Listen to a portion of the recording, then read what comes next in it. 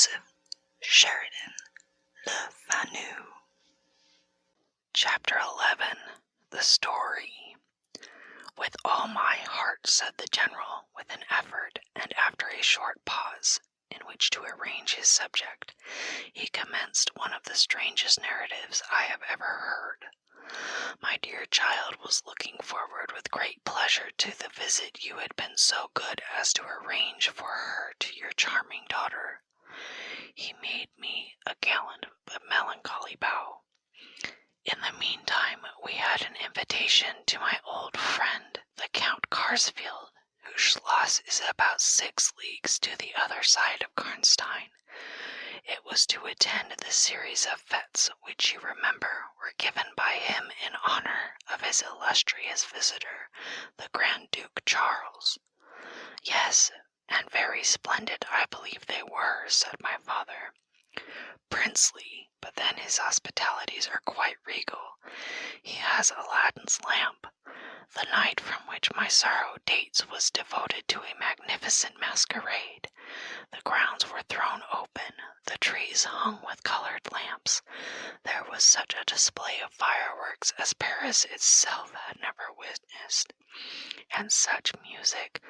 Music, you know, is my weakness. Such ravishing music.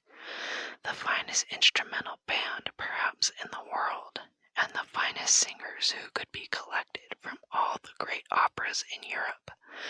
As you wandered through these fantastically illuminated grounds, the moon-lighted chateau throwing a rosy light from its long rows of windows, you would suddenly hear those ravishing voices stealing from the silence of some grove, or rising from boats upon the lake.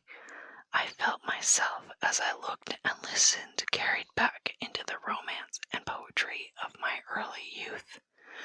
When the fireworks were ended and the ball beginning, we returned to the noble suite of rooms that were thrown open to the dancers. A masked ball, you know, is a beautiful sight, but so brilliant a spectacle of the kind I never saw before. It was a very aristocratic assembly. I was myself almost the only nobody present. My dear child was looking quite beautiful.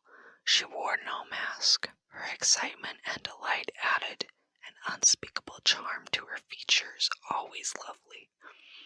I remarked a young lady, dressed magnificently but wearing a mask, who appeared to me to be observing my ward with extraordinary interest. I had seen her earlier in the evening in the great hall, and again for a few moments walking near us on the terrace under the castle windows, similarly employed. A lady, also masked, richly and gravely dressed, with a stately air like a person of rank, accompanied her as chaperone. Had the lady not worn a mask, I could, of course, have been much more certain upon the question whether she was really watching my poor darling. I am now well assured that she was. We were now in one of the salons. My poor dear child had been dancing, and was resting a little in one of the chairs near the door. I was standing near.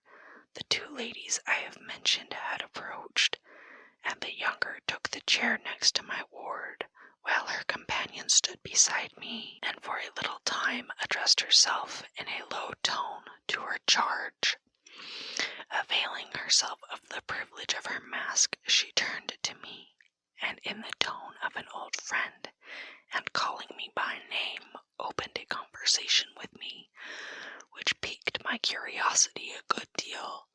She referred to many scenes where she had met me, at court and at distinguished houses.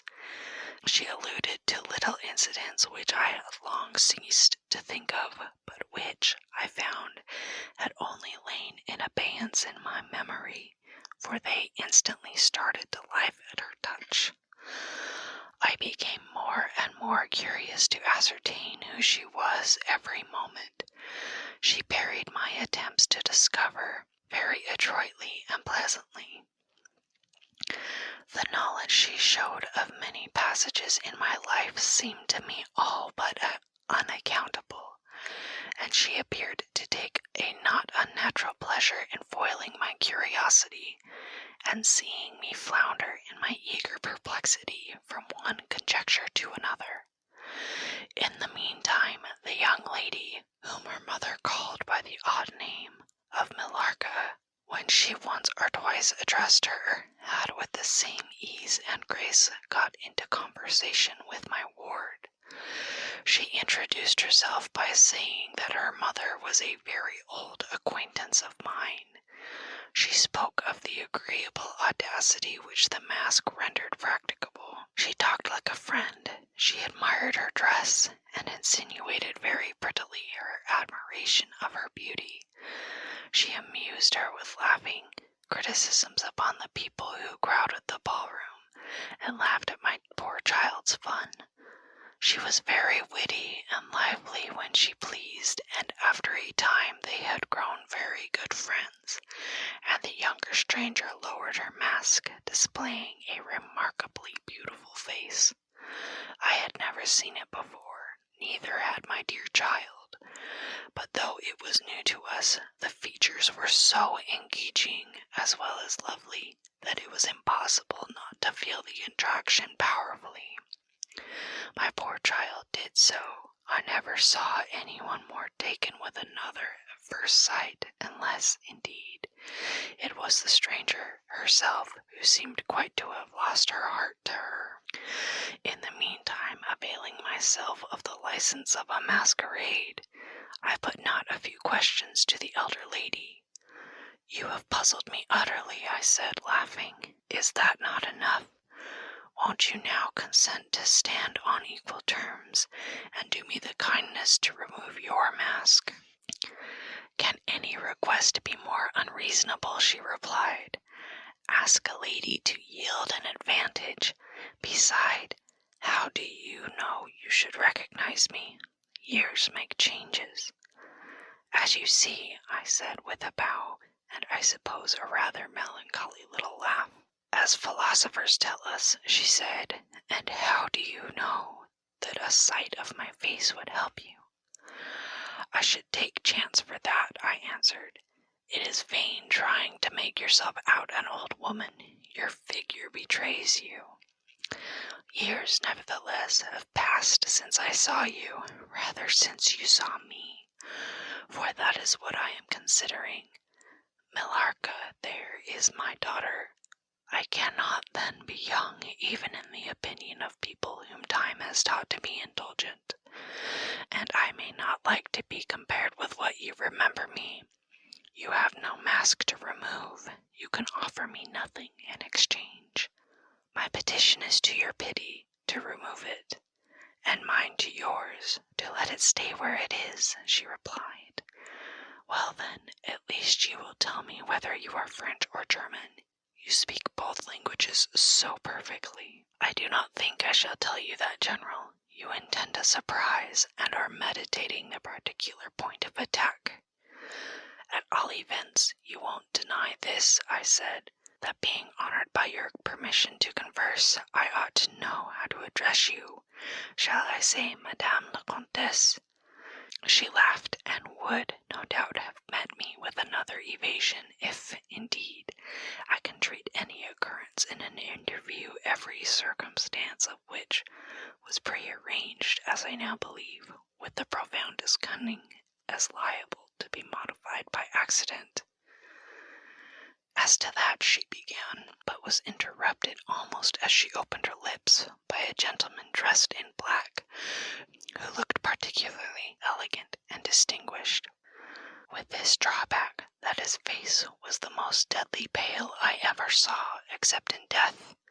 He was in no masquerade, in the plain evening dress of a gentleman, and he said without a smile, but with a courtly and unusually low bow, "Will Madame la Comtesse permit me to say very few words which may interest her?" The lady turned quickly to him, and touched her lip in token of silence, and then said to me, "Keep my place for me, General. I shall return when I have said a few words." And with this injunction playfully given, she walked a little aside with the gentleman in